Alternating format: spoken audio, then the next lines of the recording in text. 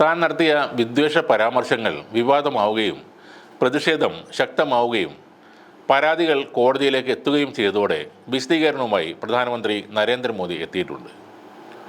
താൻ മുസ്ലിം വിരുദ്ധനല്ല എന്നാണ് മോദി അവകാശപ്പെടുന്നത്. 2002 മുതൽ തൻ്റെ പ്രതിച്ഛായ തകർക്കാനും ഒരു മുസ്ലിം വിരുദ്ധനായി കാണിക്കാനും ബോധപൂർവമായ ശ്രമങ്ങളാണ് നടക്കുന്നതെന്നും മോദി പറയുന്നു. രാജസ്ഥാനിലെ പ്രസംഗത്തിൽ നടത്തിയ നുഴഞ്ഞുകയറ്റുകാർ എന്ന പരാമർശം വിവാദമായ പശ്ചാത്തലത്തിലാണ് മോദിയുടെ പ്രതികരണം. ഒരു ദേശീയ ചാനലിന് നൽകിയ അഭിമുഖത്തിലായിരുന്നു മോദി ഇക്കാര്യങ്ങൾ പറഞ്ഞത്. ആ വേദിയിൽ മുസ്ലിങ്ങളെ പരാമർശിച്ചിട്ടില്ല എന്നാണ് ഇപ്പോൾ മോദി അവകാശപ്പെടുന്നത്.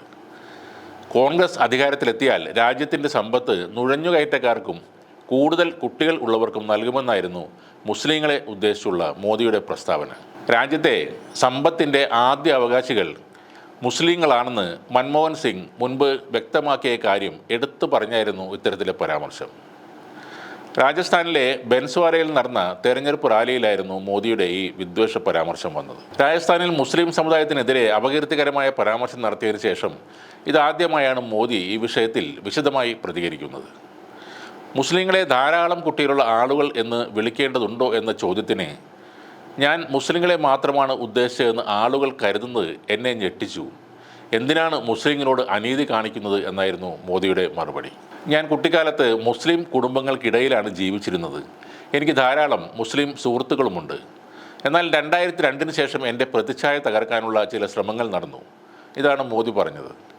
താൻ മുസ്ലിം വിരുദ്ധനല്ല, പ്രതിപക്ഷ പാർട്ടികൾ അങ്ങനെ ചിത്രീകരിക്കാൻ ശ്രമിക്കുകയാണ്. മുസ്ലിം സമുദായങ്ങൾക്കെതിരെ എന്തെങ്കിലും സംസാരിച്ചിട്ടുണ്ടെങ്കിൽ പൊതു ഇടത്തിൽ ഇരിക്കാൻ താൻ അർഹനല്ലെന്നും മോദി പറയുന്നുണ്ട്. മുസ്ലിം കുടുംബങ്ങൾ ഞങ്ങളുടെ അയൽവീടുകളിൽ താമസിച്ചിരുന്നു. ഈദ് ദിനത്തിൽ ഞങ്ങൾ വീടുകളിൽ ഭക്ഷണം ഉണ്ടാക്കില്ല. അടുത്തുള്ള മുസ്ലിം വീട്ടിൽ നിന്നും ഭക്ഷണം കൊണ്ടുവന്ന് തരാറുണ്ടായിരുന്നു.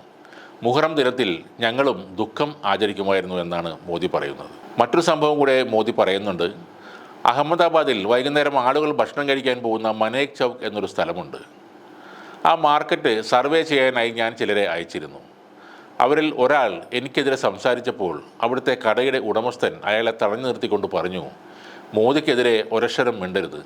മോദി കാരണമാണ് എൻ്റെ കുട്ടികൾ സ്കൂളിൽ പോകുന്നത്.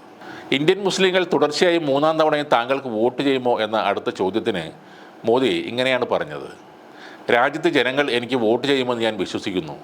ഞാൻ ഹിന്ദു മുസ്ലിം എന്ന് വേർതിരിവ് കാണിക്കുന്ന ദിവസം പൊതുജീവിതം അവസാനിപ്പിക്കും. ഞാൻ ഹിന്ദു മുസ്ലിം വിഭജനം ഒരിക്കലും ചെയ്യില്ല. ഇതാണ് എൻ്റെ പ്രതിബദ്ധത. ഈ ഇലക്ഷൻ പ്രചരണത്തിൽ കാര്യമായ വിദ്വേഷ പ്രസംഗം ഒന്നുമില്ലാതെ പോവുകയായിരുന്നു. 1-ാം ഘട്ട വോട്ടെടുപ്പിന് ശേഷം മോദി വിദ്വേഷ പ്രചാരണം ആരംഭിച്ചു. 2-ാം ഘട്ടത്തിന് ശേഷം അത് കൂടുതൽ ശക്തമായി തീർന്നു. കഴിഞ്ഞ ദിവസങ്ങളിൽ വ്യാപകമായി വിദ്വേഷ പരാമർശങ്ങളാണ് വിവിധയിടങ്ങളിൽ നടന്ന തെരഞ്ഞെടുപ്പ് പ്രചരണത്തിനിടെ അദ്ദേഹം നടത്തിയത്. താൻ ജീവിച്ചിരിക്കുന്ന കാലത്തോളം മുസ്ലിങ്ങൾക്ക് സംവരണം അനുവദിക്കില്ലെന്നും മോദി പറഞ്ഞിരുന്നു. മതത്തിൻ്റെ അടിസ്ഥാനത്തിൽ കായിക രംഗത്ത് ന്യൂനപക്ഷങ്ങൾക്ക് മുൻഗണന നൽകാനാണ് കോൺഗ്രസ് ഉദ്ദേശിക്കുന്നതെന്നും ഇന്ത്യൻ ക്രിക്കറ്റ് ടീം അംഗങ്ങളെ കോൺഗ്രസ് മതത്തിൻ്റെ അടിസ്ഥാനത്തിൽ തീരുമാനിക്കുമെന്നും മോദി ആരോപിച്ചിരുന്നു. കോൺഗ്രസ് ഹിന്ദു വിശ്വാസം ഇല്ലാതാക്കാൻ ശ്രമിക്കുന്നതായും മുസ്ലിങ്ങൾക്ക് തൊഴിൽ കോട്ട നൽകുന്നതായും മോദി പറഞ്ഞിരുന്നു. പ്രധാനമന്ത്രി നരേന്ദ്രമോദി ഇപ്പോൾ പറയുന്ന ഈ കാര്യങ്ങൾ ശരിയാണെന്ന് ആർക്കെങ്കിലും തോന്നുന്നുണ്ടോ? വിവാദ പ്രസംഗങ്ങൾ നടത്തി ആഴ്ചകൾ കഴിഞ്ഞാണ് അതിനെ മറച്ചുവെക്കാൻ മുസ്ലിം സ്നേഹം പ്രകടിപ്പിക്കുന്നത്. BJPയിലെ സ്ക്രിപ്റ്റ് എഴുതുന്നവരൊക്കെ ഇലക്ഷൻ്റെ തിരക്കായതുകൊണ്ടാകാം ഈ അയൽപക്കത്തെ മുസ്ലിം കഥകൾ പുറത്തു വരാൻ ഇത്രയും സമയമെടുത്തത്.